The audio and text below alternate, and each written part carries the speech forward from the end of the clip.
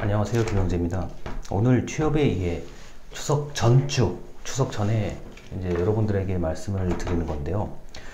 제가 이제 추석 연휴가 이제 내일 모레다 보니까 뭐를 할까 고민을 해봤습니다. 특히 지난번에 자기소개서 기본 내용까지는 말씀을 드렸는데 이것도 진도를 나가기에는 좀 애매한 부분이 있어가지고요.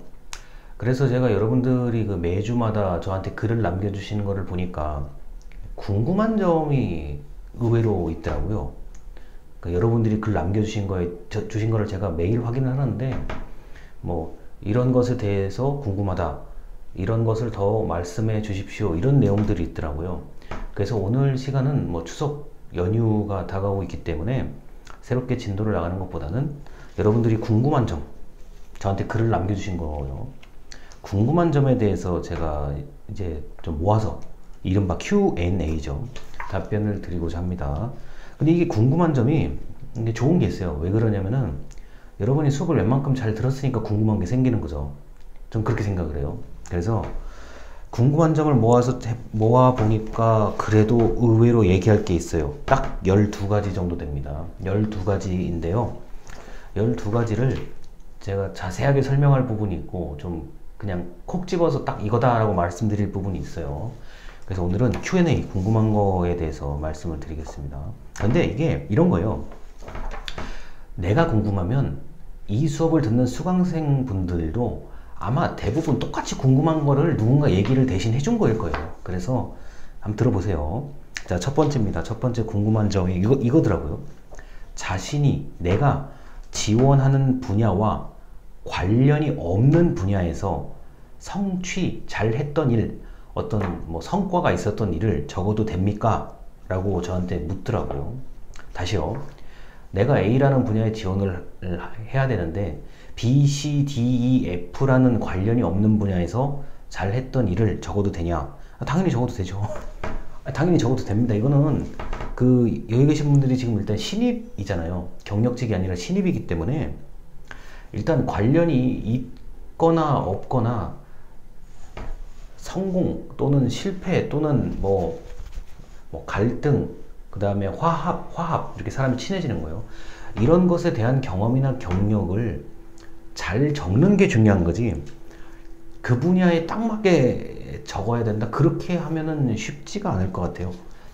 아무리 블라인드 채용, 개인의 신상 정보 등을 공개하지 않은 상태에서 이제 지원을 하실 분도 계실 텐데, 그렇다고 하더라도 어차피 이런 거예요. 여러분들이 관련이 없는 분야, 내가 지원하는 분야와 관련이 없는 다른 분야에서 좀 어느 정도 성과를 좀 거두었던 사람들이면 내가 지원하는 분야에서도 성과를 거둘 가능성이 높아요. 제가 이제 채점하는 입장에서는, 제가 평가하는 입장에서는 좀 그렇게 생각을 하고, 아마 다른 분들도 마찬가지일 겁니다. 이거는 거의 예외가 없어요. 이거는 쓰셔도 돼요. 자, 다시요. 쓰셔도 됩니다. 자, 그리고 한 분야만 집중적으로 이른바 파고들어서 성취한 사람은 보통 경력자에 해당이 되고요. 10년가량 걸려요. 10년이요. 한 분야에 뭔가 정말 그 분야에 좀 어떤 흥미, 관심, 그리고 반복 훈련, 다른 말로는 숙련도라 그러죠. 숙련도라고 하죠. 이렇게 하려고 그러면 10년 정도 걸려요. 말이 10년이죠. 10년은 굉장히 긴 시간입니다. 예, 그러니까 괜찮아요. 그냥 적으세요. 자, 그리고 두 번째. 자기를 소개할 때 자신이 해왔던 것을 얼마나 요약하는지 여부가 중요하다. 제가 이제 1분 자기소개 또는 3분 자기소개 이런 걸 얘기를 드렸는데, 자신이 해왔던 것을 얼마나 자기소개에 잘 담을 수 있는지, 만약에 10가지의 경험이 있으면 그 중에 대표 경험 한두 개를 얼마나 잘 담을 수 있는지, 내가 나름대로 경력이 좀 있다, 인턴 경력증이 있다 그러면 얼마나 그것을 잘 자기소개할 때 담을 수 있을지, 그게 굉장히 중요하죠. 자, 그런데 이제 이런 게 있어요. 제가 강의 자료에 뭐라고 써놨냐면, 다만 내가 했던 게 좀 많으면 시간을 넘길 가능성이 있어요. 사람이 이게 욕심이 생겨가지고, 저는요 이것도 해보고요 저것도 해보고요 이렇게 얘기하면은 시간이 넘어요. 그래서 내가 자기소개, 내가 이 분야에 대해서 지원을 했는데 여기에 그래도 가장 어울리는 내용을 잘 소개하는 게 이게 굉장히 중요하다고 봅니다. 자, 이런 거예요.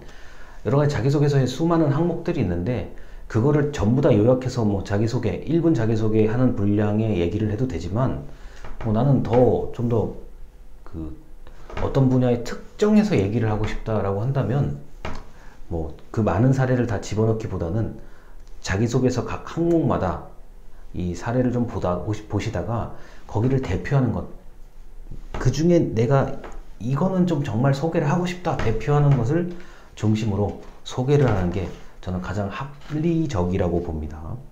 예, 이거는 제가 이 질문을 하신 분 빼고도 다른 분들도 좀 궁금하실 텐데 어차피 이게 우리 수업이 자기소개서를 한번 제가 첨삭을 해야 되는 수업이기 때문에 좀 그때 제가 본격적으로 첨삭을 할 때 말씀을 드리도록 하겠습니다. 3번. 자, 이런 게 있더라고요. 자기소개서를 한 번도 안 써봤는데 어떻습니까? 걱정되는 게 당연하죠. 여러분들이 만약에 자소서를 잘 쓰시는 분이나 자소서를 한 번도 안 쓰신 분이나 걱정을 안 하는 게 비정상이죠. 아니, 그렇잖아요. 걱정을 안 하는 게 비정상이죠. 그래서 4학년 2학기 될 때까지 한 번도 안 적어본 사람이 많습니다. 거짓말인 것 같죠. 거짓말이 아니냐? 거짓말이 아닙니까? 라고 물어볼 수 있는데 제가 지금까지 경험상 4학년 2학기가 될 때까지 자소서 그리고 정말 심한 경우는 이력서를 안 써본 사람 의외로 많습니다. 걱정 안 하셔도 돼요. 지금부터 하시면 됩니다. 자, 4번. 막상 자기소개서를 적으려고 하니까 쓸 말이 없다. 그러니까요. 자, 이력서의 빈칸을 어느 정도 채우려고 노력하는 게 일단은 핵심이에요. 그게 돼야 자소서의 빈칸을 채우는 거죠. 우리가 이거 빈칸만 잘 채울 수 있으면 할 말이 많아진다니까요. 자, 자소서를 적으려고 하니까 쓸 말이 없다. 이게 방금 직전 3번 질문하고 똑같은 얘기예요. 네, 준비를 하시면 됩니다. 먼저 이력서를 채우자. 자기소개서에 쓸 수 있는 자료를 모으는 것이 어렵습니다. 이게 자료를 모으는 게 어렵다. 그게 맞는 말이에요. 그런데 제가 이거 앞으로 우리 수업 시간 끝날 때까지 말씀을 드리겠지만 평소에 컴퓨터에 여러분 폴더 한두 개 만들어 놓고 자료를 일단 싹 모아서 정리를 하시는 습관을 기르셔야 돼요. 그 폴더를 원래 잘 정리하시는 분들이라면 컴퓨터 안에 파일 폴더를 더 세분화해서 더 나누어서 저장하면 좋겠죠. 일단 자소서에 쓸 수 있는 자료를 모으는 것이 중요한데 어려워요. 사실 이게 귀찮은 작업이고 어렵기도 하고 막상 이런 게 있죠. 내가 다 모았다고 생각했는데 의외로 크게 비어있는 부분이 있을 수도 있어요.